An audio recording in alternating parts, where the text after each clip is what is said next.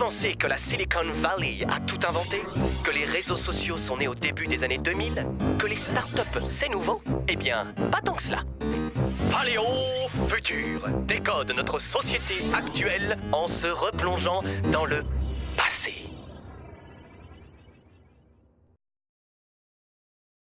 À chaque fois qu'un nouveau média apparaît, c'est la même histoire. D'abord, on l'ignore, puis on s'en méfie, puis finalement il s'impose et devient d'une affligeante banalité.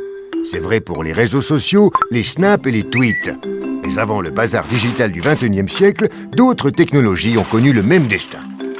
4 siècles avant Jésus-Christ, Platon écrit « Si l'on s'en remet à l'écriture, nous perdrons la capacité de nous rappeler quoi que ce soit. » Le philosophe romain Sénèque se plaint de l'abondance de livres qu'il prenait pour une distraction. Et dire que Sénèque était contemporain d'un certain Jésus-Christ.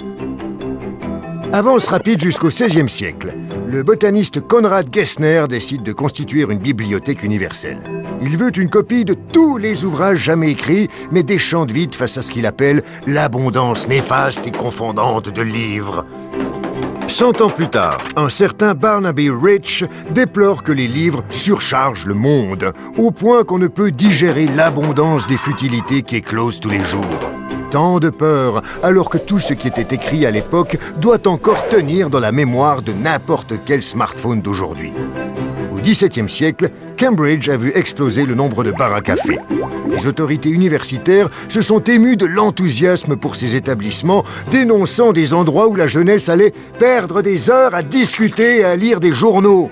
Un média considéré comme peu propice au bon développement intellectuel des étudiants. Au 19e, avec les médias électriques, c'est la vitesse de transmission qui fait peur. George Bird, un médecin de New York, publie un livre appelé « Nervosité américaine », dans lequel il accuse le télégraphe d'être à l'origine d'une épidémie de neurasthénie liée à l'accélération du rythme de la vie.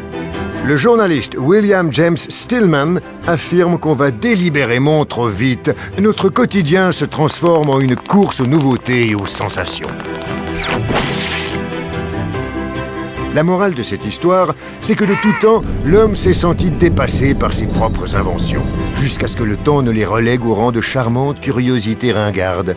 Pensez-y la prochaine fois que vous vous sentez terrorisé par la dernière invention en provenance de la Silicon Valley et dites-vous que la technologie ne nous impose finalement que de reconnaître une seule chose, notre totale impuissance à freiner la marche du monde.